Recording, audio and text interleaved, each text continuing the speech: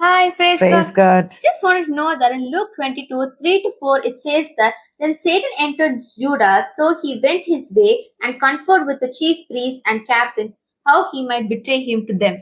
இதுல Judas ஜீசஸை betray பண்ணதை பத்தி எழுதுவோம். ஆனா போன வீடியோல நம்ம என்ன பார்த்தோம்? பீட்டர் ஜீசஸை டினே பண்றதை பார்த்தோம். ஸோ இந்த ஜூடாஸ் அல்ல, ஏன்னா ஹீ தாட் ஜீசஸை பிட்ரே பண்ணி ஜீசஸ் மாட்டிட்டானா எல்லாம் நல்ல காரியங்களா பண்ணுவாங்கன்னு அந்த எண்ணத்துலதான் போவேன். ஆனா அப்புறம் தான் அவனுக்கு ஜூடாஸ்க்கு தெரிய வந்தது, ஐயோ ஜீசஸை அக்யூஸ்ட் ஆக்கிட்டாங்களே, அரெஸ்ட் பண்ணிட்டாங்களே.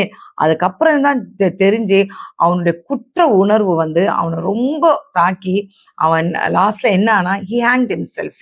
பீட்டருக்கும் ஜூடாஸ்குள்ள வித்தியாசம் என்னன்னா, பீட்டர் இதை மறுதளிக்கும் போது அவனுக்கு பாவ உணர்வு இருந்தது.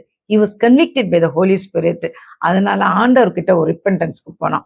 வேற இந்த ஜூடாஸ் என்னன்னாலும் ஒரு குற்ற உணர்வுனால அந்த கில்ட்னால he hanged himself because he was convicted by the evil spirit. he hanged himself. So நம்மளும் அதே போலதான், எந்த வகையான ஆண்டவர் மறுதளிச்சிட்டோமா, ஆண்டவர் மாக் பண்ணிட்டோமா, ஆண்டவர் விட்டு ரொம்ப தூரம் போனோமா, என்னவா இருந்தாலும் பீட்டரை போல பாவ உணர்வோட இருந்து ஒரு மன்னிப்புக்குள்ள வந்தானா God is ready to forgive. எக்காரணத்தை கொண்டு குற்ற உணர்வோட கில்ட்டியா இருந்து ஆண்டவரை விட்டு தூரம் போயிடாதீங்க. Got it? Yeah, thank you.